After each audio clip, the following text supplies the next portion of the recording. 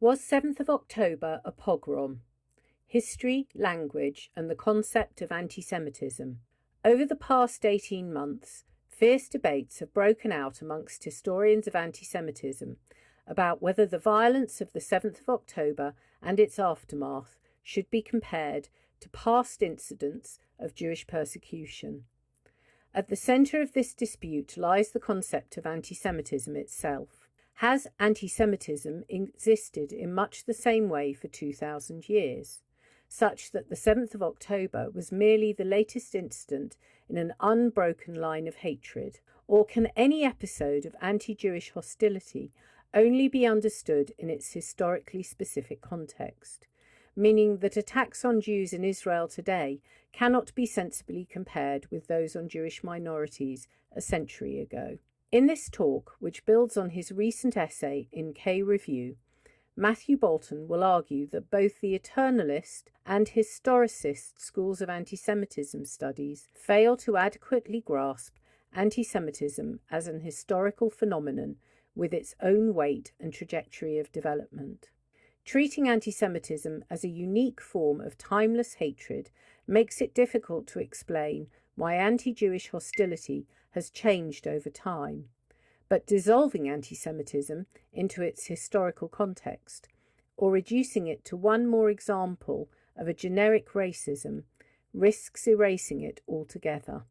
The relationship between contemporary attacks on Israelis and Jews and past forms of Jewish persecution is more complex than both sides will admit.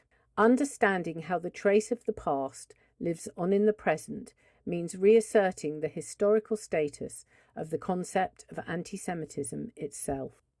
Matthew Bolton is a UKRI MSCA postdoctoral research fellow at the School of Law, Queen Mary University, London. He is the co-author of Corbynism, A Critical Approach, and his work has appeared in journals including Philosophy and Social Criticism, Political Quarterly, British Politics, and the Journal of Contemporary Anti-Semitism. Okay, I should, sorry, my name's David Seymour. I'm chairing tonight's meeting. It's going to be a very light touch because I've got a cup of Lemsip in one hand and a screen on the other. So I'm going to leave it to Matt and others. Thank you very, very much for joining us. Sorry, I just need to find something. And it's a pleasure to welcome you all to tonight's online seminar with Matt Bolton. Title was 7th October a pogrom, history, language, and the concept of anti-Semitism.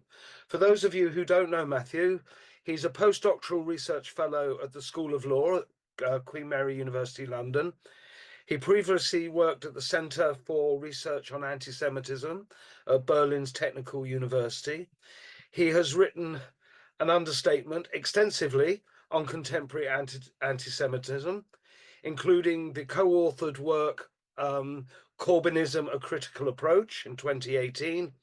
His works appeared in journals such as Philosophy and Social Criticism, Political Quarterly, British Politics, Journal of Contemporary Anti-Semitism, and Fathom. Matt, it's a pleasure to welcome you, and I will now move over to you. I'll leave it to you. Oh, sorry.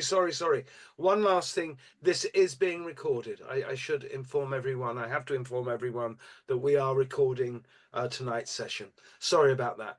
Please go ahead. Brilliant. Thank you very much. I am going to try and share my screen and then hopefully we can get going. Okay. So is that okay? Can you see my slides on a full screen thing? Yep, that's fine. Yep, it's all good. We're all ready. Okay, fantastic. Well, yeah, thank you very much. This talk is going to be based on, I'm kind of talking about an essay, an article that I wrote for the K Review journal, which came out at the end of January. So I'm going to be talking about some of the ideas that I wrote about there. And I think that this issue is probably one of the most contested and fiercely contested issues in anti-Semitism studies at the moment, which is, there are plenty of contested issues in anti-Semitism studies. But this one, I think, is very present and kind of very near the surface. And broadly, it's kind of about the language and the concepts and the kind of frameworks and historical analogies that have been used to talk about the events of the 7th of October 2023 and subsequent events since, attacks on Jews, attacks on Israelis, and thinking about the kinds of language that have been used to talk about it, which is why the title of this talk was 7th October, a pogrom, and pogrom's kind of in scare quotes there, because that concept is, the use of that concept is one of the topics that I want to be talking about. And the reason why I think it's interesting is interesting for itself, but I think because it's the expression of what I think are quite deep-rooted theoretical and conceptual disagreements within the discipline of anti-Semitism studies or the study of anti-Semitism. And I feel like sometimes those kind of like disagreements, deep issues about what anti-Semitism is, how we should think about the development of anti-Semitism over time, anti-Semitism in different places, and even about things about like the approach to history itself and the approach to conceptual development and concepts and language in history. So really kind of meaty issues. And I felt like these weren't always being articulated very well in the debates around the language that we use to talk about 7th of October. So that's what I was trying to do with the essay, and that's kind of what I'm going to be talking about. So to kick things off, immediately after the 7th of October, after the attacks, they were very quickly being described using the kind of language of historical incidents of Jewish persecution, namely the pogrom. So this idea of 7th of October being a pogrom was very widely expressed. So we see it in kind of newspaper headlines. Rishi Sunak, who was the prime minister at the time, described it as a pogrom. Some of the survivors from some of the Kibbutzim who were attacked, they also used that term. And then alongside this, you also had kind of comparisons with kind of the violence of the Holocaust. So this kind of phrase, if you see the fourth little cutout there, the single deadliest attack on Jews since the Holocaust. So that phrase is used a lot, and that kind of creates a kind of implicit connection between the 7th of October and the Holocaust. Then following the Amsterdam attacks on Maccabi Tel Aviv football fans in November last year, I think it was, again, this word pogrom was used quite widely to describe that violence. And then alongside that, you also have kind of comparisons between Hamas and the Nazis, which some people rather unwisely, in my view, people like Andrew Roberts here and Douglas Murray kind of said Hamas were even worse than the Nazis, which I think is quite a problematic claim. But anyway, that comparison was used. So this kind of terminology was and is quite frequently used.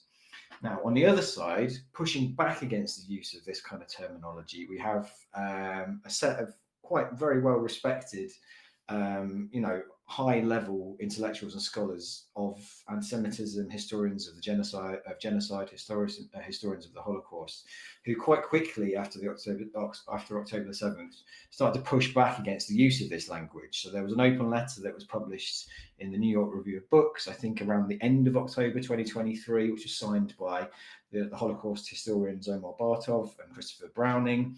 It was signed by David Feldman, who's the head of the Birkbeck Institute for the Study of Anti-Semitism. It was signed by Stephanie Schuler-Springorum, who's the head of the Berlin Institute, Center for Research on Anti-Semitism. So these are kind of big figures in the field. And in this letter, they said that appealing to the memory of the Holocaust, using the language of the Holocaust and making connections with the Holocaust to describe October the 7th and pogroms, historical incidents of Jewish persecution, basically. They say it obscures our understanding of anti-Semitism Jews face today and misrepresents the causes of violence in Israel-Palestine. And then a couple of weeks before this, Feldman had written an article along with Brendan McGeever, who is a lecturer at Birkbeck, the Birkbeck Institute, and they basically made the same argument, but talking about the use of the term pogrom. And they said that if you use the word pogrom to describe the 7th of October, you're ignoring I'm quoting here, ignoring the vast difference between the low status of Jews in Eastern Europe in the late 19th centuries and their place in Israel today, where they constitute the majority population in a state with one of the world's most formidable armies. So they didn't think that you should use the word pogrom to describe October the 7th. They thought it was like historically inaccurate and misleading. Then we see the same argument again. Brendan McGeever reprised basically almost word for word that argument in November 2024, following the attacks on the Israeli football fans in Amsterdam. And again, he said, this word pogrom is being used a lot, it's misleading, and it's politically dangerous. And this thread went viral on X. You can see on there it had 2.3 million views. And he says you shouldn't describe it as a pogrom, because first of all, the football fans were attacked not as Jews but as Israelis. So using the word pogrom kind of conflates anti-Semitism and anti-Zionism. And he says historically, if you look at the literature on the historical pogroms at the turning of the 20th century, they were violent acts by sections of the majority population against a racialized minority lacking in rights or state protection, i.e. Jews. Jews were a racialized minority without state protection. And then again, he says, this situation has completely changed now. Jews don't have that position as a minority in Europe anymore. They are now a majority in Israel. So you can't conflate the two. Now, it was slightly unfortunate that after he posted this thread, literally like half an hour later, footage started coming through of the perpetrators in the Amsterdam attacks, kind of using language like cancer Jew and calling, let's go on a Jew hunt and this kind of stuff. And then, to be fair to him, McGeever wrote an article afterwards saying, actually, there was a bit of anti-Semitism mixed in with the anti-Zionism. Unfortunately, no one read that article. He got like 3 retweets, whereas this had 2.3 million views. But that's often how the internet works. So these historians, they kind of, and scholars think that we shouldn't be using that language of pogroms or making any kind of analogy to the Holocaust to talk about attacks on Israelis and Jews more broadly today. But they do think actually that some of these historical comparisons are useful, but they're useful to talk about what Israel has done over the past, 18 months or so. And in the NYRB letter, they say that actually it's not October the 7th, but the language of certain Israeli politicians, which carries echoes of historical mass violence. And in this context, that means the Holocaust. That's what the letter was about. And then infamously, one of the signatories of that letter, Raz Segal, who's another Holocaust historian, he wrote an article 6 days, if you look at the date there, 6 days after October the 7th, saying, and this is at a point where Israel still wasn't entirely sure how many people had died on October the 7th, and the attack on Gaza had only barely begun, really. Already, he's saying this is a textbook case of genocide, which I think actually, leaving aside the question of whether that's an accurate way of talking about it, to make that argument at that point seems to undermine the argument quite strongly. I think it was unwise, even on his own terms. And then in the article that Feldman and McGeever wrote about the concept pogrom, they say actually, rather than the attack on 7th of October being a pogrom, the historical pogroms were much closer to the violence we see of armed Israeli settlers attacking Palestinians in the West Bank, setting houses on fire and things like that. So they say that we could use the word pogrom to describe that kind of violence.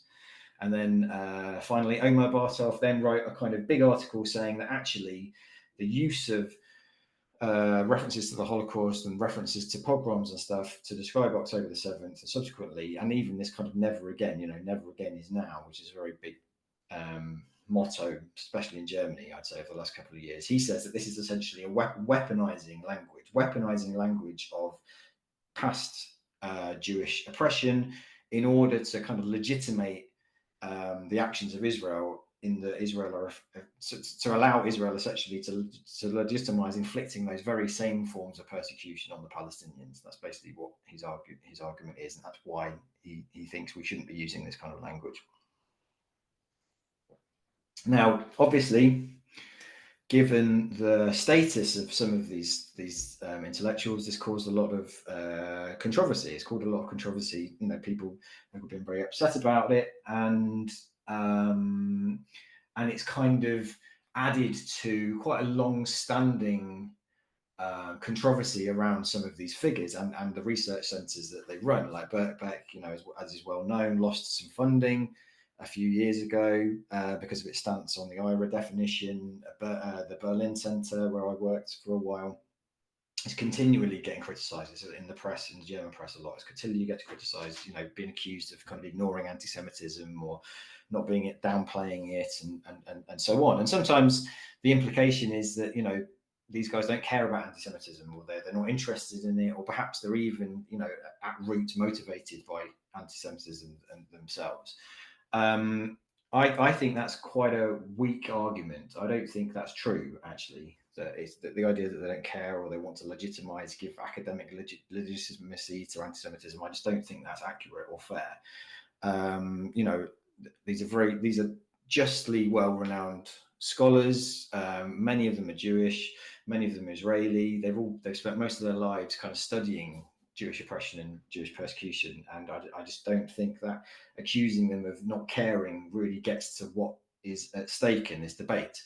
I actually think there's some very important theoretical and conceptual issues and differences, which I think it's much more effective to bring those to the surface to actually get at, okay, what is the theoretical differences that are at play in this debate, rather than just staying at the surface level of, you don't care about anti-Semitism, and on the other side, you're just really right-wing, which is kind of where the debate often ends up. I think it's more productive to kind of think about what's the theoretical underpinnings of this debate.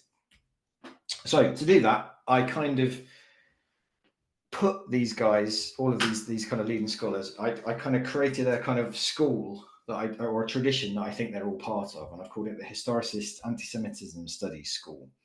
And they're not homogenous, right? So not everybody who signs these letters and is part of this kind of group, they don't agree about everything. Sometimes they disagree, sometimes quite fiercely disagree, but they are united. They do present themselves as a group quite regularly. They hold conferences, they publish kind of collected volumes, co-edited volumes. They collaborated on the Jerusalem Declaration, a lot of them.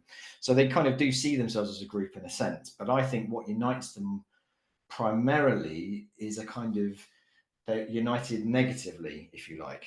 And what I mean by that is they're united by their rejection of what they regard as the kind of predominant understanding of anti-Semitism that they think is dominant within culture, dominant within politics, is kind of codified in IRA, it's kind of propagated by the Israeli state. And in this book that I've got on the screen here, which is a really interesting book, it's a kind of collected volume of essays by a lot of these researchers. Anti-Semitism and the Politics of History came out in English in 2023, I think, and then Hebrew in 2020, came out in Israel first. In the introduction, Scott Urey and Guy Miron, who edited it, they set out the four fundamental postulates, they call, of this kind of dominant understanding of anti-Semitism, which they oppose, right? So these postulates, these points, they disagree with them, but this is what they think that most people think about anti-Semitism. So the first one is the idea that anti-Semitism has a long continuous history dating back to ancient times. So it's the idea that, Robert Wistrich called it the longest hatred, right? That anti-Semitism has existed for 2,000 years, and that essentially the destruction of the Second Temple, the medieval blood libels, the expulsion of Jews in the 13th century, pogroms, and the Holocaust are basically just kind of manifestations of this same underlying and essentially unchanging hostility to Jews, right? That's that kind of 2,000-year hatred. So that's the first postulate. The second one is that the Holocaust was basically almost the inevitable conclusion of that rising singular hatred of Jews, right? So that the Holocaust was kind of the climax, if you like, of this 2,000-year history. The third point is the idea that anti-Semitism is qualitatively distinct from other forms of prejudice and can't and shouldn't really be compared with other forms of racism or prejudice. That kind of anti-Semitism is unique in some way, it stands alone, and it should be treated singularly. And the fourth one is that Israel is the target of a new anti-Semitism. It's treated as the collective Jew. It's kind of, Israel is treated as Jews were when they were minorities. And then you can boil all this down to two kind of arguments, two theses, if you like. First of all, the idea that anti-Semitism is eternal. and the second, anti-Semitism is exceptional. And the historicist school, if they disagree about everything else, they agree about this, that they reject both of these theses, right? They think both of these theses, this idea of eternal anti-Semitism and that anti-Semitism is exceptional, they disagree with both of them. So their argument, just to go take both of those points in turn, their argument regarding eternal anti-Semitism is based on the work of Hannah Arendt, where she kind of did a quite strong critique of the idea of eternal anti-Semitism in The Origins of Totalitarianism, written very soon after the war. And in that book she writes, if it is true that mankind has insisted on murdering Jews for more than 2,000 years, then Jew killing is a normal and even human occupation, and Jew hatred is justified beyond the need of argument. Right? She says, if you assume that anti-Semitism has existed since the beginning of time and will always exist, and that it's this continuous thing that has existed in the same way, in essence, across time, then, you know, basically you might be right in thinking, well, hang on, why is that? There must be a reason for that. And it becomes, you know, it becomes justified in some way. And kind of, but then less dramatically, the argument would be that, okay, well, if it's existed across time and it's basically unchanging, and maybe it appears in different forms, but in essence is exactly the same thing. If you take that perspective, it's very difficult to explain why it changes, why it appears in this way in this situation and appears in a completely different way in another situation. And it's also difficult to explain why it appears in this place but not another place. If it's this eternal thing that exists forever and is essentially unchanging, you can't really have an explanation for why it appears in the way it does or when it appears. And ultimately, if you kind of hold to this kind of unchanging essence idea, the actual details of any particular manifestation of anti-Semitism don't really matter that much. All that matters is that it kind of proves that anti-Semitism is back again, and it's this kind of unchanging essence. The actual historical details are almost irrelevant. So following this line of thought, anti-Semitism ends up becoming a very abstract idea. It kind of becomes this kind of transcendent form that kind of seems to float above history. It's just there forever, doesn't really have a beginning, doesn't have an end, but it can also come down at any point and kind of take hold. And I think this very common idea of anti-Semitism as a virus, you know, it suddenly catches and people catch it and it comes from nowhere and that kind of thing. That's quite indicative of this kind of abstract idea of anti-Semitism, which doesn't really understand where it comes from, where's it emerging from, and it can't explain why it appears in the way it does or when it does. So building on Arendt's critique of eternal anti-Semitism, the historicists kind of think, okay, we're going to attack this by rehistoricizing anti-Semitism, right? And what they mean by that is that rather than looking at every different incident and saying this is just a manifestation of this same underlying essence of anti-Jewish hostility, they say each incident can only really be understood in its specific historical context. Right, the meaning of any incident of anti-Jewish hostility has to be placed in historical context, right? And if you follow that argument, then it means that the establishment of Israel, the establishment of a Jewish state, fundamentally changed the conditions of Jewish existence. And it means that the context of any incident of anti-Jewish hostility has changed dramatically. So I've put it in a little table there. So in the way that they think about it, the historicists, they say pre-1948, Jews live as a politically powerless minority within non-Jewish majority states. They're racialized, by which is meant they're kind of ascribed a set of negative characteristics which are kind of said to be inherent. And then the state uses those supposed negative characteristics as justification for oppressing the group or not giving them political rights or whatever. And that the pogroms and the Holocaust, as we saw Brenda McGeever argue, are essentially violent acts by the majority population against a racialized minority lacking in rights or state protection. But then post-1948, as soon as you have a Jewish state and as soon as Jews kind of, you know, over time end up becoming a majority in a heavily armed state, those conditions have completely changed, right? Now, and elsewhere, Jews, this is not always stated, but it's kind of implied, you know, Jews are a privileged minority elsewhere. And then by contrast, the Palestinians don't have a state. They don't have a state at all. And the Palestinians are racialized by the dominant majority Jewish Israel. right? So those conditions have completely transformed between pre and post 1948. And because of that, it means, in their view, that attacks by Palestinians or others on Jews in Israel or elsewhere cannot be conflated with pre 1948 attacks. The historical context has changed so dramatically that it doesn't make any sense to try and bring them together through the use of the word pogrom, which is what they think is happening. So it's almost, you're making a category error because you just can't bring the context has changed so dramatically that you just can't bring those two things together. And the historian who pushed his argument to its absolute limit is a guy called David Engel, who wrote in 2009 a very interesting essay. It's worth a read, even if you disagree with it, called "Away from a Definition of Anti-Semitism," which is a kind of response to another famous book that was called "Towards a Definition of Anti-Semitism" that came out in the early 90s and kind of was the prelude to the big debates around defining anti-Semitism today. But Engel writes this essay, "Away from a Definition of Anti-Semitism," and he basically says that if you take historical specificity seriously, the entire concept of anti-Semitism itself should be viewed as basically just an invented category which doesn't actually match on to anything really existing in the world, right? This category, this concept of anti-Semitism brings together, like an umbrella, it brings together underneath it all these different events which basically have no connection to one another. So he says in the essay, no necessary relation between particular instances of violence, hostile depiction, agitation, discrimination, and private unfriendly feeling towards Jews across time and space can be assumed. Indeed, none has ever been demonstrated. Right? So, what he's trying to argue here is that every individual incident that Jews find threatening can only be understood within its own singular context. It's its own within a very particular set of circumstances.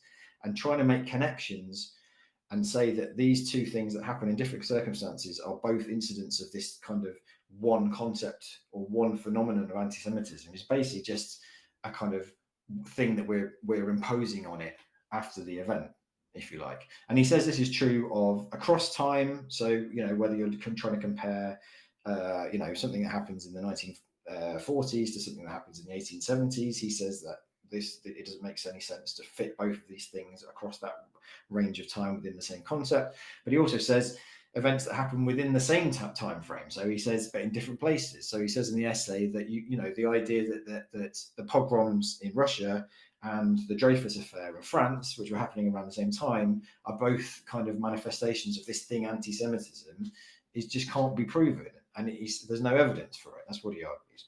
So if you conclude with the idea that all individual incidents of anti-Jewish hostility or any incident that Jews found threatening has to be understood in its own singular context, that means that the whole concept of anti-Semitism needs to be abandoned altogether, right? Because it is not actually representing anything. And I wouldn't say the historicists as a whole agree with Engel. They don't go as far as abandoning the concept of anti-Semitism altogether. But what they do, and what is increasingly common, is that rather than studying the actual phenomenon of anti-Semitism, they're much more interested in the kind of history and political use of the concept itself, of the way that the concept of anti-Semitism itself is used in political argument and political debate, or the way that the meanings that have been ascribed to the concept have changed over time. And I think that this notion of weaponizing anti-Semitism, which you hear about a lot, I don't think I know Bartov did in that essay, but most of them I don't know whether they use that terminology. But this notion that what's of interest is the political use of the concept rather than the phenomenon of anti-Semitism itself comes quite close to this idea of weaponization of anti-Semitism. Okay, so that is their attack on the eternalist idea. Now, this idea that anti-Semitism is exceptional. They argue that anti-Semitism is not exceptional, and in the language that they use, they say anti-Semitism is entangled with other modes of prejudice and other modes. Sometimes they say it's entangled with Islamophobia. Some others say that there are similarities with kind of misogyny or sexual or gender prejudice.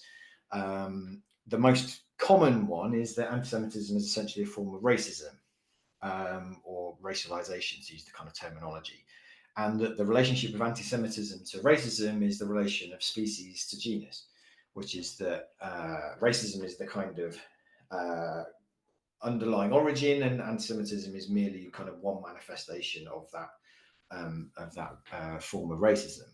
And so David Feldman, who he's made this point very strongly for quite a long time, he one of the reasons he opposes the IRA definition is because he thinks it isolates anti-Semitism from other forms of racism and other forms of prejudice. And he argues, on the contrary, that we should conceive of anti-Semitism as a form of racism because it makes it easier for Jews to ally with other minorities in the face of a shared threat, the shared threat of racialization, right? That's the basis of what he's arguing. And as forerunners of this kind of argument, the historicists often turn to the kind of seminal figures of the first post-war wave of research on anti-Semitism, which actually was more sociological than history, but now it's dominated by historians. But the first initial researchers were sociologists, so Hannah Arendt, Theodor Adorno, Jean-Paul Sartre. The historicists kind of argue that these guys were looking at anti-Semitism not as a kind of exceptional form that can't be compared or is unique, but actually we're trying to explain it through quite universalistic or generalized theories of modernity, of imperialism, or psychology. And in the essay, I kind of disagree with them. Actually, I don't think that's what they were doing. I don't think we have enough time to go into that yet, but it's interesting that both the historicists and a lot of the kind of more Zionist-minded scholars actually agree that Arendt and Adorno were forming these universalistic theories, and I don't think they were. But anyway, in the 1970s, this kind of universalistic attempt at explanation for anti-Semitism kind of came under quite heavy critique from like a new wave of mainly Israeli scholars, led by the historian Shmuel Ettinger. Who was quite critical of this, and he thought that this immediate jump to kind of generalized theories of and trying to lump or kind of merge anti-Semitism into like broader theories of modernity or imperialism or whatever, he says actually it ends up turning Jews into a marginal or even casual element in the story of their own persecution. The actual, the role of Jewish identity in Jewish history and the actual specifics of the relationship between Jews as a minority and the majority populations had been kind of written out, had been kind of erased by this jump to universal explanations. And Ettinger and people of that school kind of thought that actually, no, we need to turn to the particularities of Jewish history and Jewish identity to explain anti-Semitism rather than moving to these kind of universalistic arguments. And it was also around the same time where you started seeing arguments around the uniqueness and the singularity of the Holocaust coming to the fore. So you have this twin movement where you have, okay, we need to think about the particularities of Jewish history and Jewish identity to explain anti-Semitism. It shouldn't just be one part of a big universalist theory, and then on the other hand, you have the ideas that the Holocaust has to be understood as a unique or a singular thing that can't easily be compared with other forms of mass violence and genocide. Now, in the historicist reading of this kind of development, this critique that was led by Ettinger and people like him, basically they kind of argue that it's not a coincidence that these kinds of arguments, which were focused on the exceptionality of anti-Semitism and the Holocaust, emerge precisely at the moment where the historical conditions of Jewish life have changed fundamentally through the formation of the State of Israel, right? So after 1948, after the formation of the State of Israel, the language of anti-Semitism wasn't used to demonstrate the shared fate that Jews had with other racialized minorities. Now, so this argument goes, the language of anti-Semitism was used to try and forge a kind of narrative for the new Israeli state, to try and forge a new national identity based essentially on fear and victimhood, and then use that kind of identity and that fear and victimhood to justify violence against the Palestinians, who are now the racialized minority. I don't think they're completely wrong about this, because I do think all states do kind of try to forge national identities by using historical narratives, and often historical narratives are suffering. So I don't think they're completely wrong, but I think they push it way too far to think that that's all that's going on in this discussion. So that's the two main strands that I think kind of distinguish the historicists in this argument, the theoretical positions. And I think trying to critique them is very important, but I don't think they can be critiqued just by saying, no, actually, anti-Semitism is eternal and anti-Semitism is exceptional, because I just don't think that's correct. And I think actually a lot of what they argue is basically right. I do think this notion of anti-Semitism as a kind of 2,000-year-old hate ideology is just bad history. It'd be bad history applied to anything, not just anti-Semitism. I do think that there are overlaps and parallels with other forms of racism and prejudice. I also agree that the founding of Israel was a world historical moment in Jewish history. So it is a transformative moment in the formation of the Jewish state, and you can't really pull back from that once that's happened. And I think that is important to emphasize. And I also agree that sometimes instrumentalizing ideas of claims of anti-Semitism and historical analogies and stuff, I think it does happen, and the last 18 months have seen what I consider to be some astonishingly crass comparisons. So, the Israeli UN representative going into one of the meetings wearing a yellow star, for which he was fiercely criticised within Israel by Zionists, but quite right-wing Zionists, saying Jews don't wear the yellow star anymore. We wear the Israeli flag. But that comparison to Jews in Germany, and then memes like this, where this came up after the attack on the football fans, where you have a football fan linking arms with Anne Frank and trying to make a comparison between the situation of Anne Frank and the football fans, which I think is just really unhelpful. And then this cartoon, which I think was quite popular, people liked it, it got shared a lot, and I understand the impetus behind it. That the hostages were released and looked extremely gaunt and extremely thin, and there was something very emotive about that image. But actually, it's as bad as the situation of the hostages is not Auschwitz, and I do think that sometimes these kind of arguments can veer almost into Holocaust distortion, which is what happened certainly with Douglas Murray saying that Hamas are worse than the Nazis. I think that's Holocaust distortion. So I would disagree with. So I think the critique of the historicists shouldn't be just pushing back and saying no, actually, it's exceptional, eternal, blah blah blah. I don't think that's a good idea. I think actually you can critique them for making the same errors that they critique the eternalists and the exceptionalists for. I think you can see points at which actually they also treat anti-Semitism as exceptional, and they also treat anti-Semitism as this kind of very abstract form. So one point of kind of connection, I think, is the way that they think about, the historicists think about anti-Semitism and history. So just to recap, the eternalists, I was kind of arguing that they separate anti-Semitism from historical experience in order to demonstrate its persistence and peculiarity. You've got this 2,000-year-old hate ideology, which is kind of just floating above history. It's just up here. It doesn't have a historical beginning. It doesn't have a historical end. It's just always there. So it's not really a historical phenomenon. It's above history, right? And the historicists, they kind of dissolve anti-Semitism into historical experience, so it doesn't exist anymore. They focus on historical specificity to such an extent, especially David Engel, that the concept of anti-Semitism and the phenomenon of anti-Semitism is kind of drained out of history. It doesn't exist anymore, and they do that to deny precisely its persistence and peculiarity.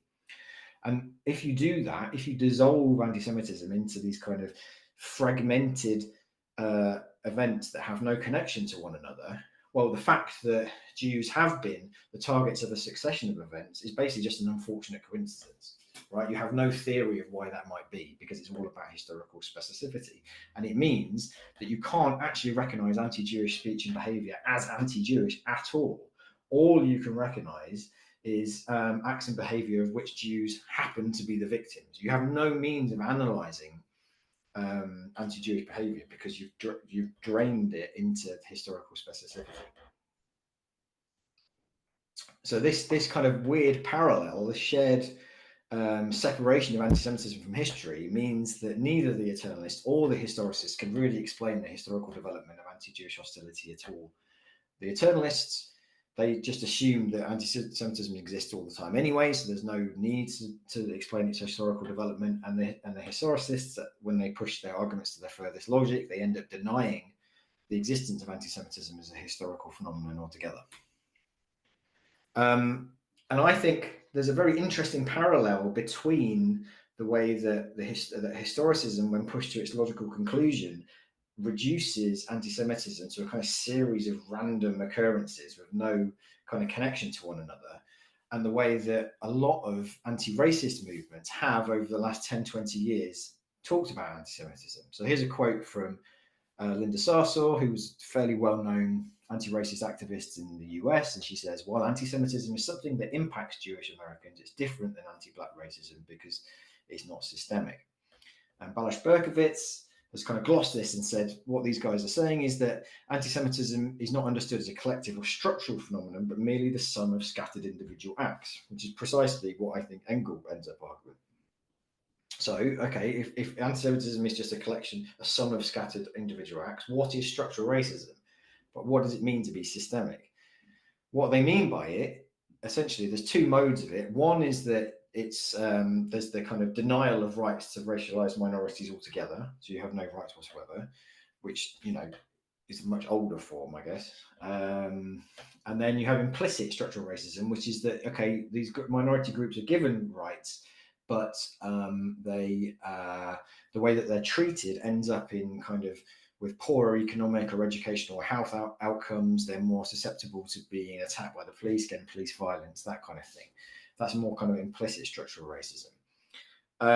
And basically, the pre-1948 image of Jews as a politically powerless, racialized minority fits into this model of structural racism very neatly.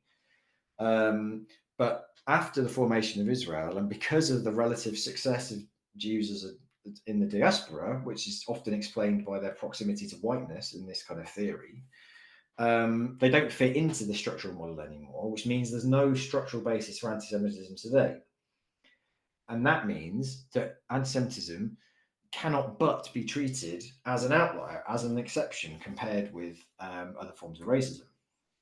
Now, I think the problem with both with the historicist model, the way that they think about it, both in terms of this kind of notion of structural racism and this kind of ahistorical understanding of anti-Semitism, this kind of this dissolution of anti-Semitism, is that it misses some really important distinguishing characteristics about anti-Semitism. Or if it doesn't miss them, it says, yeah, we know they're there, but they're not that important, not compared with the structural elements. So, for example, Jews had a completely different relationship to the state than, for example, black slaves in the US, right? If you go back to the medieval period, Jews were kind of excluded from the political, from the polity, but they were kind of regarded as the kind of property of the king. They belonged to the king in some sense.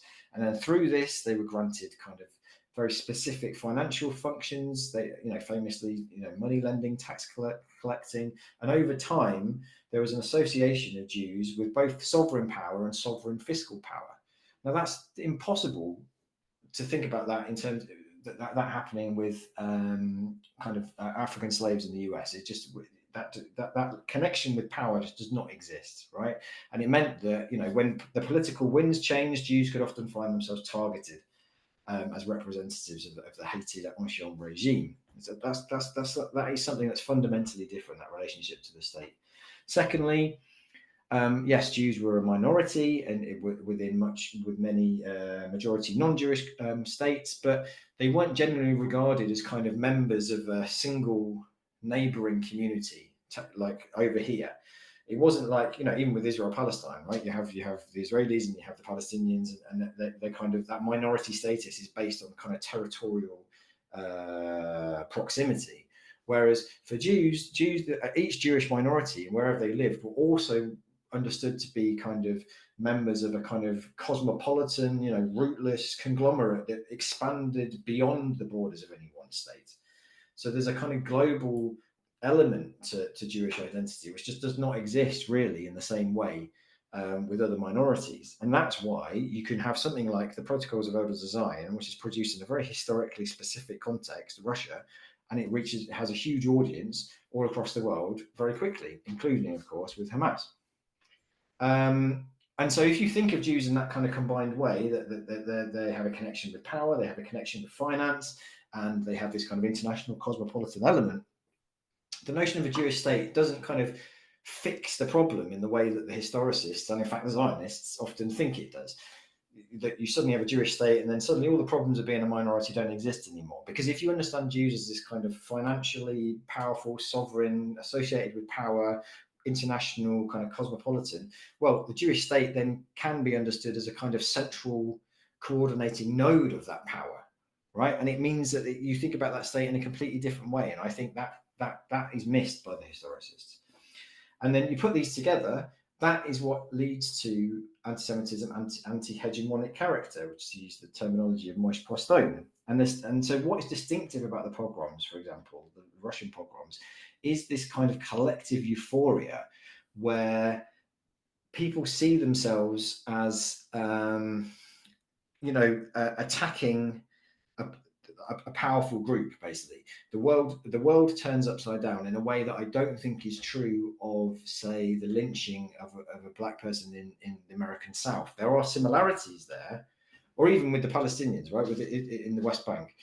I can see, at an abstract level, there are similarities, but that kind of euphoric, we're finally getting our revenge on the powerful, right? And Trotsky writes about a 1905 pogrom, and he says it's the moment where the doss house trap becomes king, where the world turns upside down and the peasant attacks the moneylender, and that kind of thing. That quality, I just don't think can be explained unless you understand this distinct relationship to the state and this distinct cosmopolitan kind of identity. And I don't think relying on a majority-minority theory of structural racism allows you to recognize that. You miss what's specific about the pogroms if you just remain at the level of majority-minority. So, and then finally, just to wrap up, to bring this back to the question of October the 7th, so in their writings on the use of this terminology, a lot of the historicists kind of focus in on this quote that was said by the mayor of one of the kibbutzim that was attacked on the 7th of October, where he says, "What is this? Some pogrom in Lithuania? I feel like the state of Israel ceased to exist." And the historicist argument is that, okay, this is kind of on an emotional level, I understand, but it's not a pogrom in Lithuania, right? I think that completely misses what actually is being expressed in this statement, because it's obvious that it's not a conflation of the past and present. It's precisely an expression of shock that a form of violence that he thought had been overcome, that he thought was now impossible, thought had been left behind, had in some way returned. That's what's been expressed there. It's like a trace of the past and the present. It's not saying it is the same. It's saying there's an element of the past which has come back in a way that they just did not expect.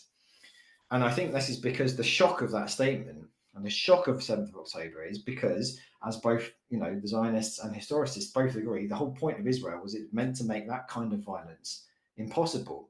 Not the violence of a war, not the violence of state army against state army, not even the violence of a kind of militia, if you like, what's it called, asymmetric warfare or whatever, but that popular violence, that ecstatic, euphoric popular violence against undefended Jewish civilians that we saw on October the 7th. That was not supposed to happen when Israel existed, right? And for a moment on October the 7th, the firewall that Israel had supposedly the state of Israel had supposedly built between the Jewish past and present felt like it collapsed. That's what he says. If you look, he says, "I feel like the state of Israel ceased to exist." It seems to collapse for just a moment. And I think that firewall also felt like it collapsed in some of the other events. So the Dagestan airport, where a mob suddenly stormed it because they'd heard a rumor that there were going to be Jews there, and suddenly the place was full of these guys trying to find Jews to do, God knows what to. And then in Amsterdam, this kind of, Jew hunt where people were being stopped on the street and their passports were being checked to see whether they were Israeli. And you have footage of a guy on his knees saying, I'm not Jewish, in a desperate attempt not to be attacked. Now, fine, yes, it's not the same as, a 1905 pogrom, but there's a trace, there's a moment of that past that is there. And that's what the language, I think, is trying to capture. And it kind of re-emphasizes, I guess, that the concept of a Jewish state has always had that element, that past within itself, both in terms of the justification for the state itself and also the way it's been opposed. There's some of the traces of some of that kind of collective euphoria, some of those same ideas that go into the pogrom, that distinguish the pogrom, were also there in the way that Israel has been, or the concept of a Jewish state has been opposed. And you can see it again, elements of this in the reaction of some of the left, I guess, to the joy that they felt at October the 7th, and the fact that in Europe you have like so many security wars and stuff around kind of, Jewish communal centers and things like that. So I think that's what I think is going on in the use of this terminology. It's not a straightforward of, yes, it's exactly the same, it's the same old thing again, but neither is it, it's completely different because now Israel exists and you can't compare the two. It's much more complicated than that. It's about the way that history kind of comes back in traces and just moments and flashes. And I think that's part of one reason why I think it was so traumatic. And I just don't think either, actually, the eternalists nor the historicists are able to grasp the significance of that. And I'll stop there because I've been going on for a very long time. Thanks.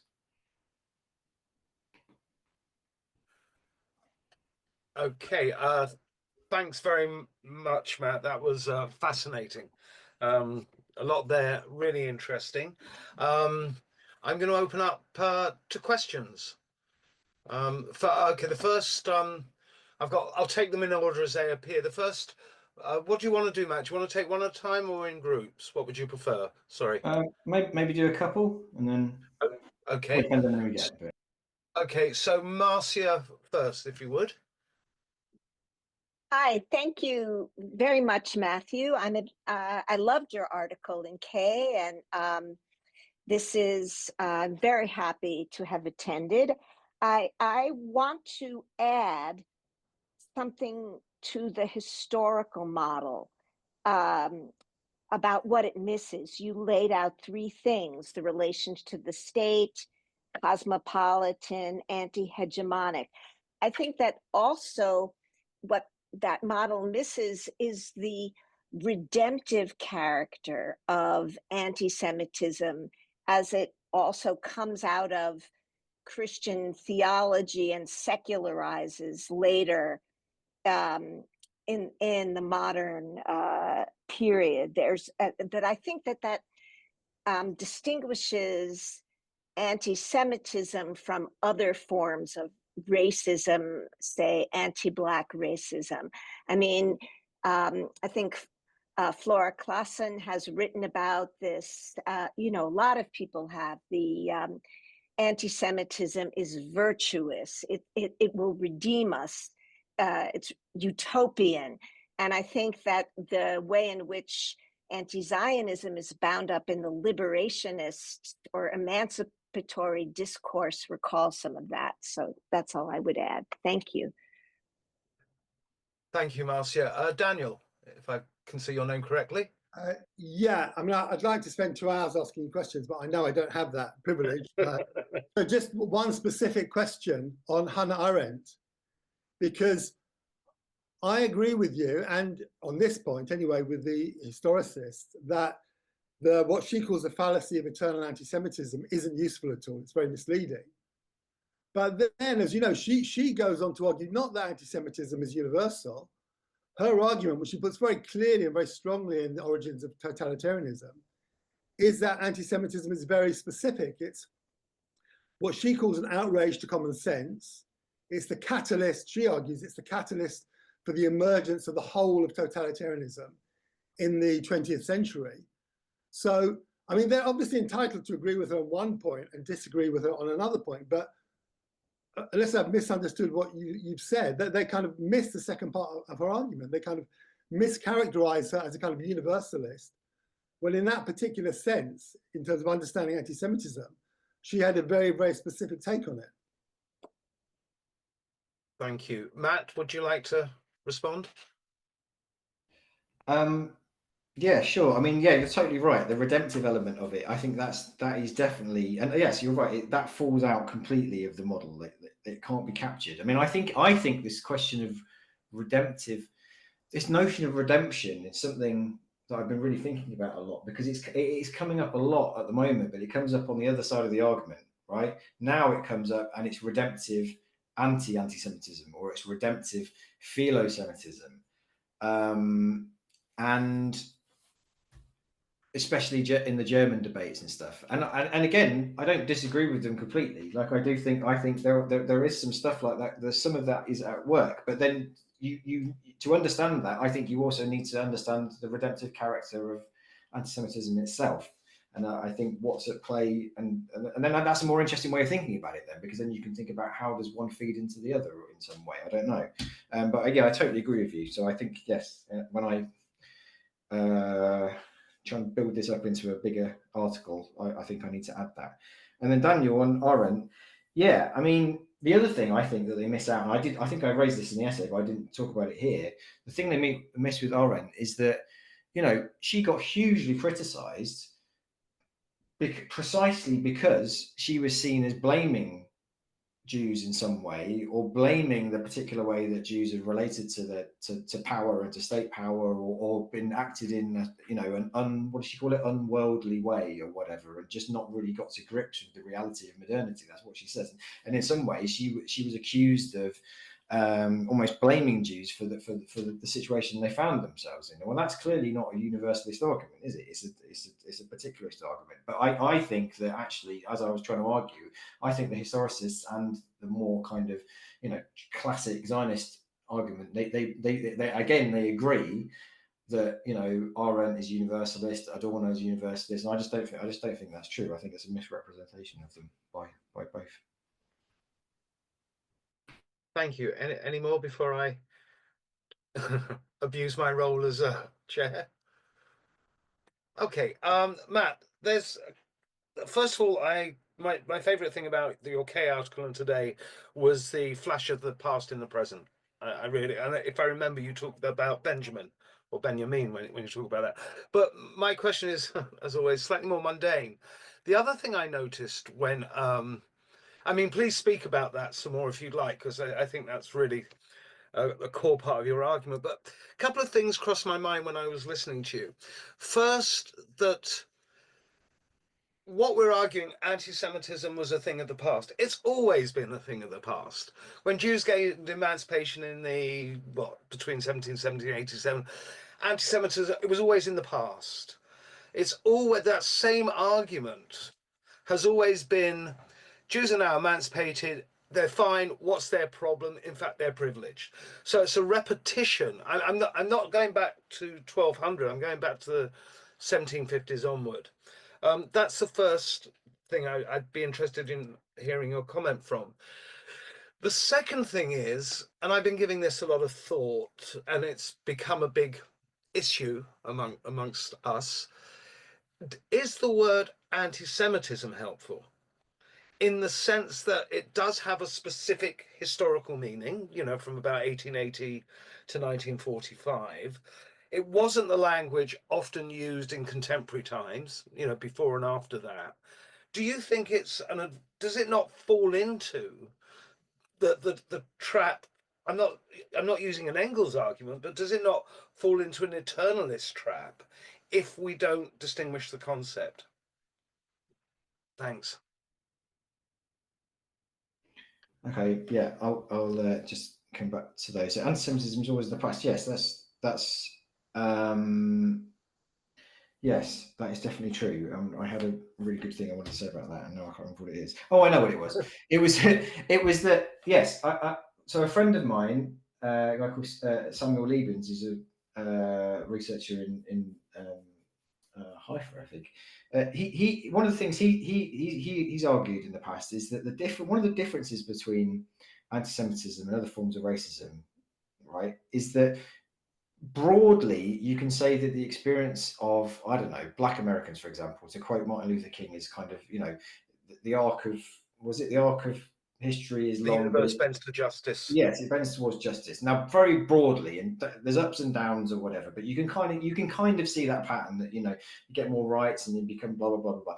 And he says the difference, one of the differences with anti-Semitism or Jews as a group, is that what happens is frequently Jews seem incredibly comfortable, hugely, integrated, if that's the right term to use, and then suddenly, out of nowhere, bang, right? And I like Germany, for example. Now, out of nowhere might not be the right way of putting it, but it's like suddenly Jews in Germany were probably the most, economically successful, culturally kind of important, of any minority anywhere in the world, and then that happened.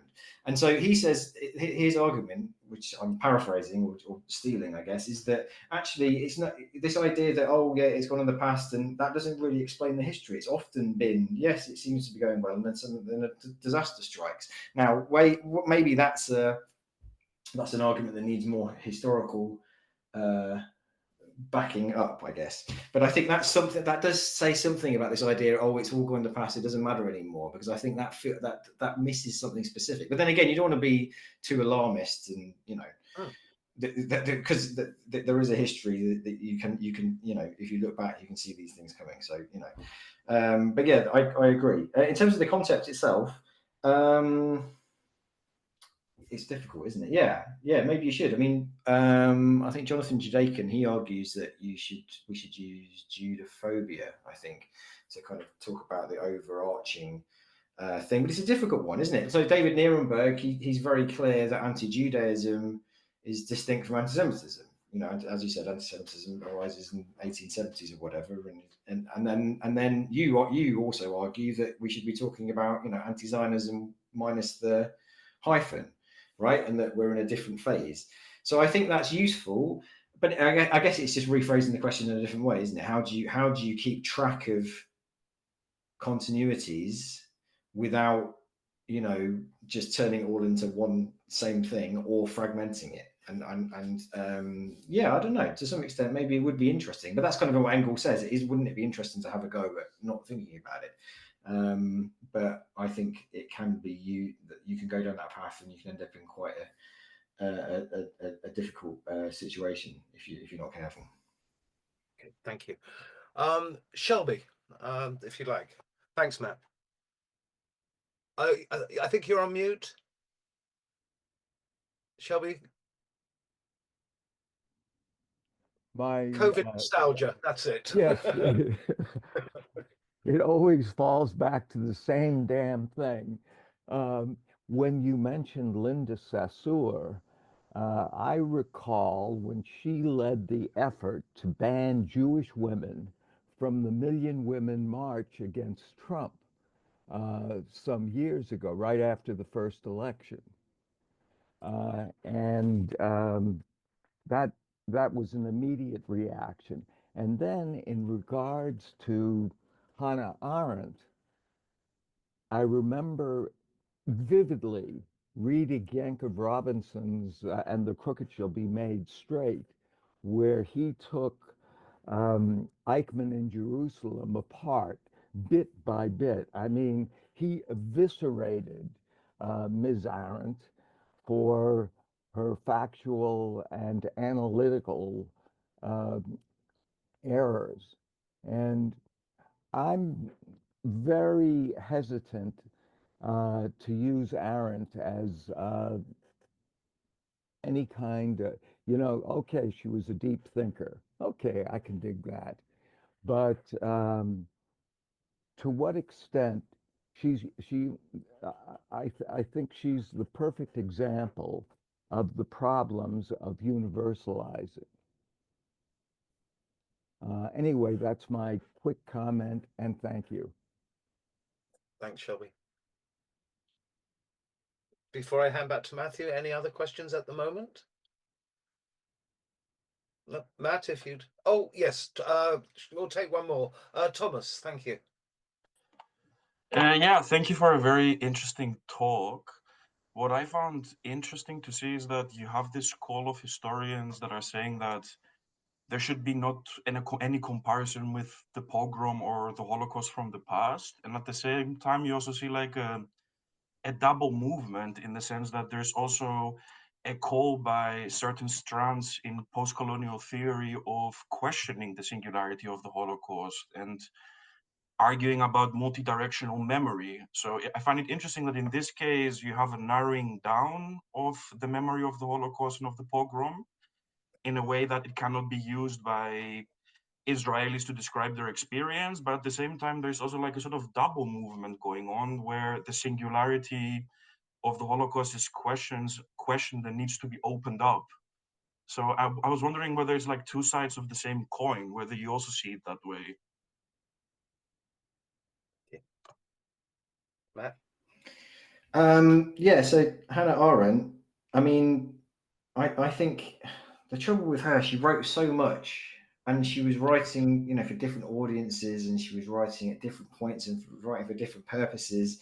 And so I think she's a writer for me where I think you can take fragments of her thought. You don't necessarily have to have an overarching system because I'm not convinced that she did have an overarching system. Like so Susie Linfield in her book, I think it's called The Lion's Den, which is a fantastic book. She talks about Hannah Arendt and her relationship with Israel and Zionism, and she really traces just these dizzying turns, and you know, she moves here and then she changes her mind and she goes there, and it ends up being quite contradictory and it not really making that much sense. But at each point there are these kind of moments of, you know, brilliance and fantastic moments of thought. Even with the Eichmann book, you know, like, yes, she got a lot wrong, but just that notion of the banality of evil, even if that's not actually true of him, I think that concept of the coldness and the not necessarily, you don't need the hatred or whatever to do acts like that, I think was an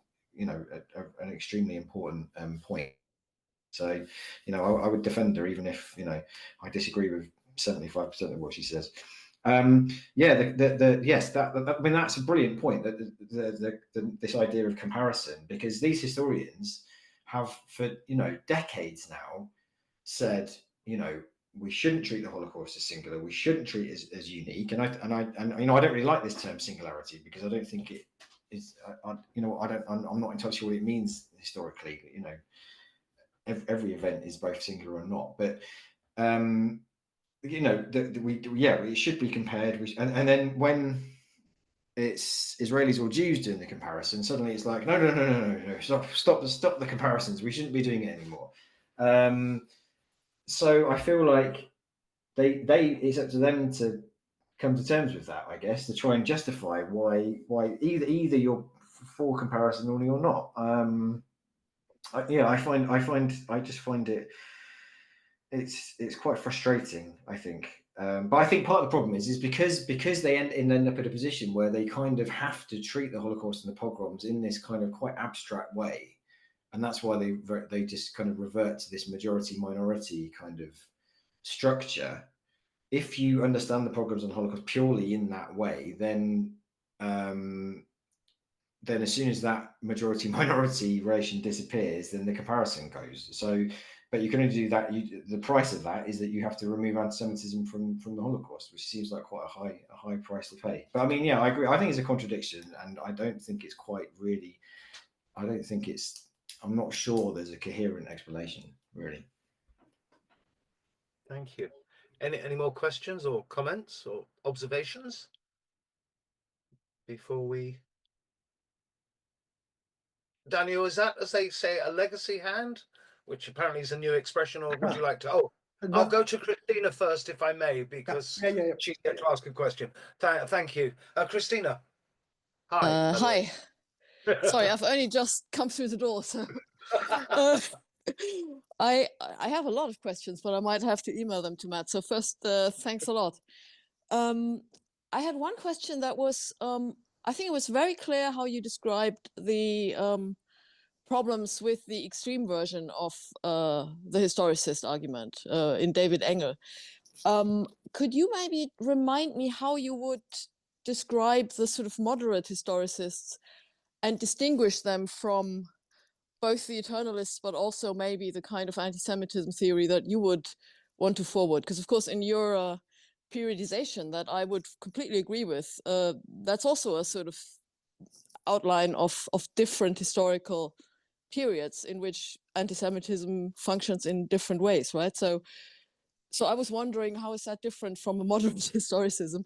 In part because you also made this rather strong statement that Engel is kind of in the logic of historicism, just an extreme case. So you make a very strong argument for the continuity between moderate and extreme historicists. That was one question.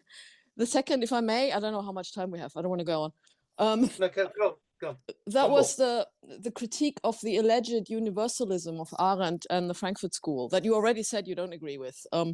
But I don't even quite understand how the argument goes. Is it because they both or all of them associate or explain anti-Semitism with reference to a social whole that is pretty encompassing and also produces racism? And if that's the argument, then I think that is utterly wrong-headed because, of course, there is nothing that says that therefore they all have to be explained in the same way just because they're explained by the same society. I mean, just to maybe use a kind of slightly schematic example, I can very well say racism, some forms of racism are a product of exploitation and slavery in colonial capitalism, and anti-Semitism is, or certain forms of anti-Semitism are a result of projecting the threatening and abstract features of that society onto the Jews. So that's both explained with the same society, but with very different features of that society. And not at all does it result in the same ascriptions to racism and anti-Semitism. So that was my second question. The third one is actually to David. When you say, isn't there a problem with expanding anti-Semitism, the concept, the term anti-Semitism, I forget your periodization, before the 1880s and after the 1945. Are you saying we can only use the term as long as the anti-Semites themselves are self-describing with it? And if that's the argument, I mean, we don't use that argument for a lot of other historical analytic terms, right? So the rural peasantry never described itself as a rural peasantry, but it still seems a useful, useful term. I'm just asking because I come across the argument quite often. So sorry for talking so much. So that's my preliminary questions. Thank you very much. I just wonder what your questions would have been like had you had time to take your coat off. They're terrifying. Thanks, Christina. Let's take Daniel's as well, and then we'll go to Matt first of all. And yeah, thank you. Just one more question on Islamism, because it seems to me that the historicists, from what I've seen anyway, either they're ignorant or they don't say anything about the character of Islamism. So they seem to assume a priori that Hamas is a Palestinian nationalist movement, that it's kind of represents the resistance of the Palestinian people against Israel. Well, it seems to me if you look at the ideology of Islamism, if you take the trouble to look at their doctrine, it's not a nationalist movement. It's not a Palestinian movement in the sense that it sees itself as wanting an international Islamist order. It's very hostile to the idea of national liberation. It incorporates lots of motifs from European anti-Semitism, the Rothschilds, banking family dominating the world, and the Jews are responsible for the French Revolution and First World War, and the Second World War. So it seems to me if you look at Islamism as a modern racialized ideology, it's very hard for them to maintain the argument that they do, but they don't seem to do that. They tend to just ignore it or not look into that question. Thanks. Matt. Thanks, Daniel. Okay, I mean, I'll try my best. I'll try my best. So the Engel question and the moderate historicists, yes, I think this is a fair point, and I've had this response, in fact, saying, actually, if you use Engel as an example, who's very extreme, even within that historicist scene, and in the essay I also used Dirk Moses, who I didn't talk about, but he's also pretty extreme in terms of the way he thinks about genocide and things like that within that group. That you simplify the argument a bit because you go to the extremes and you don't, whereas a lot of the others take a different, more kind of nuanced position, and I think that's probably fair. But actually, I think the influence of someone like Engel is very, very strong on that group. So that book, The Antisemitism and the Politics of History, that I mentioned, the Uri and Miron one, that entire book is based on contributions from different historicists responding to Engel's essay. And very few of them actually really push back strongly on it. A lot of them say, kind of accept the premises and maybe kind of disagree with, Stephanie Schuler-Springorum. She basically says he's right in her contribution in that one. So I think even if they might not follow him all the way, I think the logic of his thought is very influential. Like David Feldman is writing a book at the moment on the concept of the conceptual history of anti-Semitism and stuff, and I think Engels is definitely a fundamental influence on there. I also think, actually, one thing I was trying to think about is the way that, so Engels splits anti-Semitism into kind of individual moments, singular events, and I think there's something of that logic in the idea that, the formation of Israel marks this kind of complete breach, and there's a structural shift which completely transforms it. But you're right in that, sometimes we use those structural shifts ourselves, like David was saying, when we talk about the development of, anti-Semitism from anti-Judaism and perhaps anti-Zionism from, that anti-Semitism understood as a historical phenomenon. So I'm not sure. I don't know. So maybe I should give them more of the benefit of the doubt. But I do think Engels' influence is quite striking, actually, on the group. Critique of universalism. I mean, I agree with you, and I cite you in the essay because I agree with the argument. I think I don't think the historicists do think of it in those terms as a shared social basis. Really, I'm not sure they have much of a social theory of anti-Semitism at all. I think they have a very politicized one, without actually having a theory of the political either. Actually, it's just that they almost like in fact, maybe I should make this argument. They eternalize politics, right? They have this kind of eternalized theory of politics, which is almost like a Schmittian conflict kind of thing. And then anti-Semitism, the concepts and debates around anti-Semitism, emerges as a result of that kind of underlying political conflict. I don't think, and because of that, and then that's very much tied to the state, the shape of the state, and majority and minority relations, rather than a kind of more social critique. And then that means that when they do try and compare, they end up comparing through abstract equivalence, which kind of relegates the specificities, the distinct qualities of anti-Semitism or the distinct qualities of anti-Black racism to kind of, it erases them, it makes them irrelevant to the analysis. And only the kind of abstract equivalence is the thing that actually has any historical weight. Whereas the theory that you're talking about, which is a more social theory, is that I think actually you focus on the differences, you start from the differences almost, and then you go from there to try and track the shared social basis. So you're kind of almost working the other way around, if that makes sense. But yeah, these are very big questions. But David, do you want to? Only very briefly, because I mean, there's a continuity and discontinuity. No, we don't ever take what anti-Semites say as any form of truth, even in self-representation. But I think there are moments where there is a shift in the objective situation, and I think the world that Adorno sort of, and I'll agree with Matt, the irony is they turn racism and anti-Semitism into commodities and make them exchangeable, which is the very thing that Adorno argues against. But I think the world of, if he was right about monopoly capitalism between whenever and whenever, I think something has changed in the world, both post 1948, post 1980s, and post 1990s. Especially post 1990s.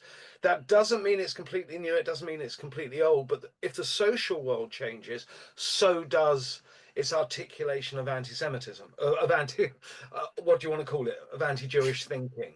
Whoops. So that's, I think we've got to be flexible without falling into the eternalist or the immediate historicist. We have to be alert. That's I didn't explain it very well. I mean, the way I do it is under the guise or under the wider frame of the Jewish question, which I don't think has been resolved. To go back to the periodization that was used earlier, 1948, a lot of people would translate what Matt has been talking about as the end of the Jewish question. It ended, but they take literally the expression, the final solution, the birth of Israel comes in, the Jewish question is over. And I don't think that's the case. So that's my frame for trying to find the concept to catch that moment. Anyway, sorry. Thanks, that's really helpful. I misunderstood that, actually. Yeah, thank you. Okay. And thanks to Matt. Monday, 1:30. You can hear it all live. So I'll just come back on Islamism quickly. Islamism, Yes, I think it's true because I think you're right. I do think actually Hamas has a more complicated relationship to nationalism than in your account there. I do think there's a tension there within Hamas that there isn't in Al Qaeda, for example, right? So I do think there's a tension there. But I agree with you that they don't pay enough attention to it, and it's easy. The problem is I think some people make it easy because they just say, "Oh yeah, Hamas are like the Nazis," or like you can see, the Nazi ideas spread to Egypt or whatever, and it's just a replication of Nazi ideas, which I just think is bad. Again, I just think it's bad history. But I do think you do need to explain why the Protocols of Elders of Zion is in the original Hamas charter, and you do need to think about how some of these ideas concretely spread.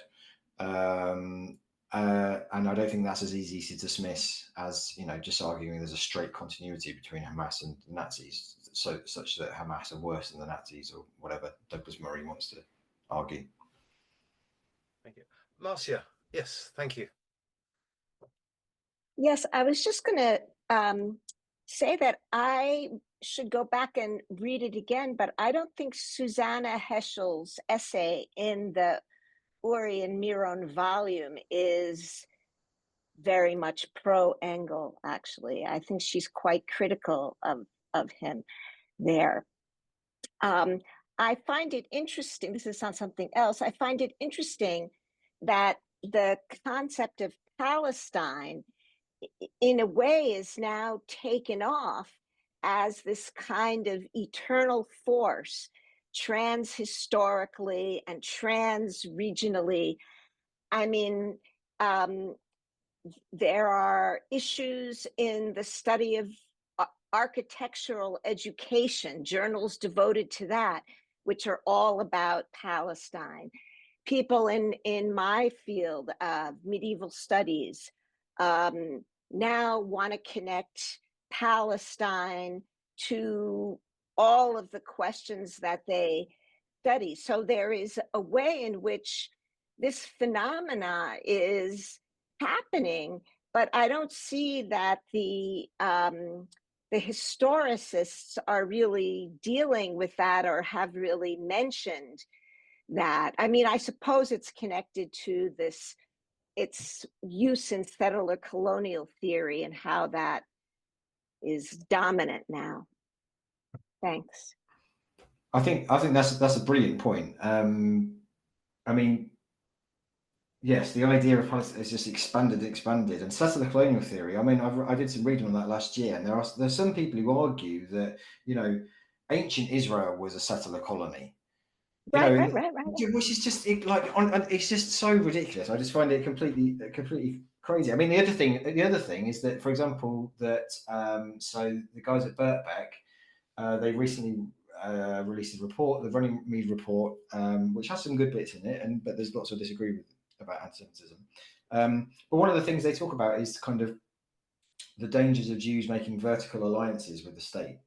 Right, and that's what they kind of say, but they basically say there is this huge tradition of Jews making vertical alliances with the state that you can trace all the way back to the 12th century or whatever, and now we see it today with Donald Trump, right? And it's like, well, hang on, that's an eternalist argument. If you're going to be historical about it and you're going to focus on specificity, great, knock yourself out, but then you have to make sure you're doing it in all cases and not just doing it in order to kind of make a point about Israel or something, which I don't think they are doing. Whether it's conscious or not, I don't know. But yeah, I totally agree. Okay. Well, I think that's it. So first of all, thank you for everyone who's asked questions. Thank you also, Matt. Thank you very much for a very, very interesting talk. Thoroughly enjoyed it, and it's got me thinking, and I'm sure other people. I wouldn't be doing my job properly if I didn't advertise the conference that's beginning Saturday night, late-ish Saturday night, and Sunday through to Tuesday in London. It is being live streamed, so if you go on the London Centre site, you'll be able to find out how to stream it if you can't be in springtime London, which means you get 4 seasons in the same day. So hopefully I'll see some of you there. If not, see you online. And Matt, thank you very much indeed. Thank you. Good night, everyone. Thanks a lot. Thanks for coming. Bye-bye. Bye.